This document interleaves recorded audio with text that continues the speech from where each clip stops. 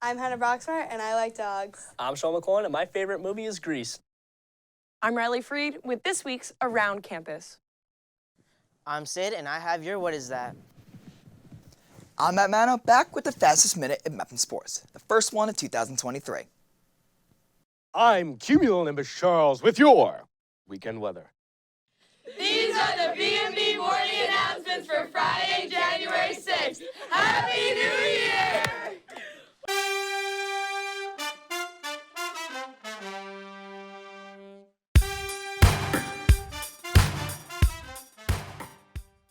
Good morning, Mepham. Today is Friday, January 6th, day 5. Please rise for the pledge. I pledge allegiance to the flag of the United States of America and to the republic for which it stands, one nation, under God, indivisible, with liberty and justice for all. Happy Friday, Pirates, and Happy New Year. Sean, can you believe we only have a few more months until we graduate? Stop. Don't. I can't believe it, Hannah. It all ends this year. And to get ready for prom in June, you can start dancing. You're dancing early at the Winter Ball on January 20th. Tickets are $12 and will be sold based on class grade during dates posted on flyers in the hallways. Or you can find a leadership student selling tickets as well. You can also buy tickets to BMB's third annual Applebees breakfast coming up on Sunday, January 8th. Tickets are being sold by some of your BMB stars for $12 in the hallways and in the BMB room 204. You can also find some BMBers on this week's Around Campus when Riley Freed sat down with a surprise guest.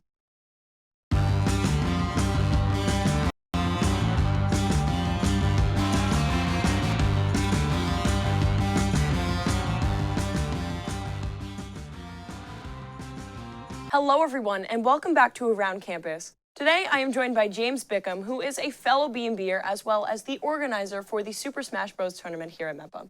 How are you doing today, Bickom? I'm doing great. How are you doing, Riley? I'm also doing great. Thank you so much for joining us on this side of the camera. Usually, you are the one behind the camera helping with the behind-the-scenes stuff, so this is a rare occurrence. It is. You know what? That's okay. So, first of all, what is this tournament? How does it work? What are the different events that are going to be happening? Fill me in.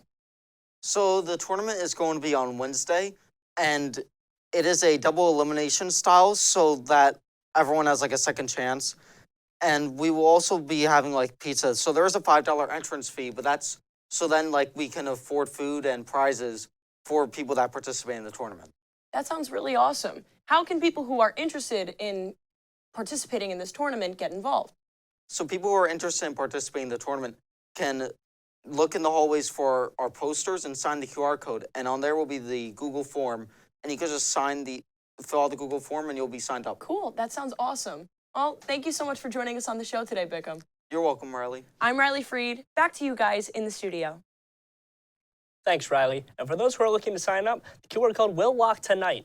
And speaking of pizza and other foods, the Mepham student ambassadors are collecting breakfast foods over the next 2 weeks to support the Bellmore-Merrick Central High School District Community Cupboard. The collection is aligned with the annual MLK Week of Service. Donations can be brought to your social studies classrooms and will be sent to those in need.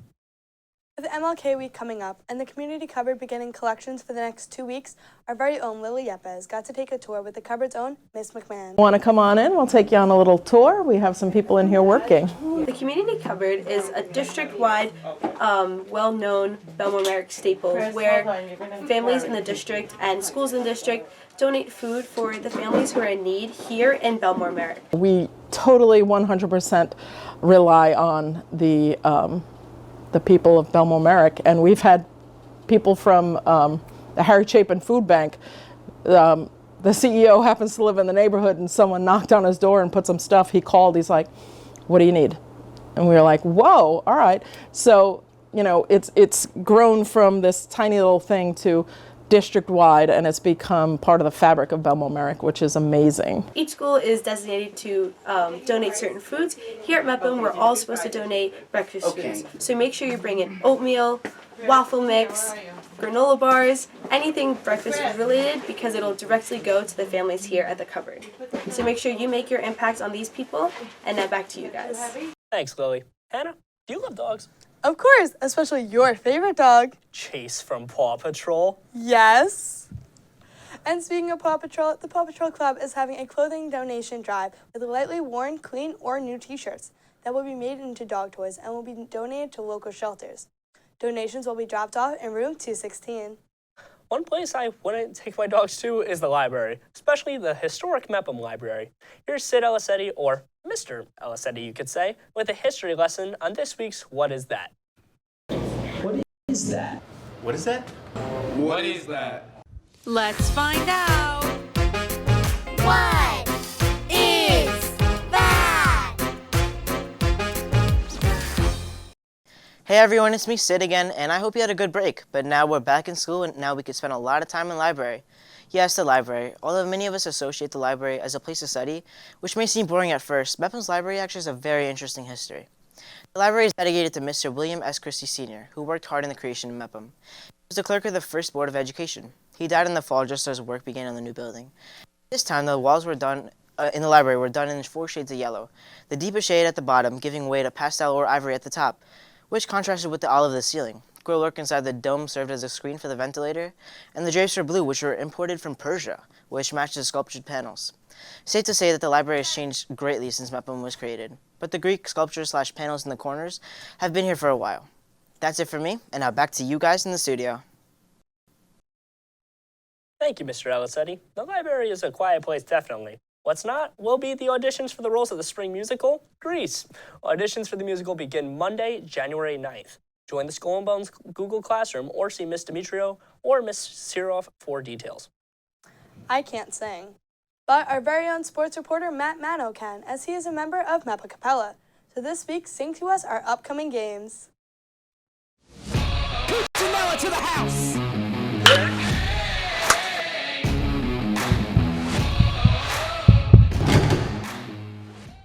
Thanks, guys. Now, many of us are aware of Buffalo Bills safety Damar Hamlin's tragic injury suffered in Cincinnati this past Monday. Well, yesterday we received great news, as although Hamlin is still in critical condition, he's regained consciousness and is even asked if his team won the game versus the Bengals that has been suspended. Now, traditionally before games, the players are introduced, but in this reporter's opinion, it would be a great opportunity to introduce the medical staff, the heroes who saved Hamlin's game before Buffalo's game versus the Patriots on Sunday. Now, it's been a hectic week in Mepham sports to open the new year, so let's get into it. Yesterday, the Bellmore-Merrick Sharks took on Jericho, the rival team took on Garden City, and the Wrestlers have a busy weekend, taking on Calhoun in a critical dual meet yesterday, MacArthur today, and traveling to Island Trees for their tournament tomorrow. Today, the Bellmore-Merrick Bulldogs take on Long Beach in a semifinal rematch, where the Bulldogs look to avenge a playoff defeat. On to the weekend, which is so packed that I need multiple graphics to cover it all. In the morning, on top of wrestling, the Sharks will take on Manhasset, and you probably won't see me much in school today because in second period, the track team is leaving to travel to Penn State University for the Kevin Dare Invitational. Both boys and girls team in the afternoon will take on Jericho, and Kickline opens their competition season at Sachem North, and Cheer has a competition at Valley Streamwood. And by the way, Bickom doesn't think this, but I could destroy him in Super Smash Bros. Now back to Q and Hannah before Bickom finds me. Thanks, Mana. Let's see if this strange warm front we've been getting will continue on. Here's Cumulonimbus Charles with this weekend's weather report.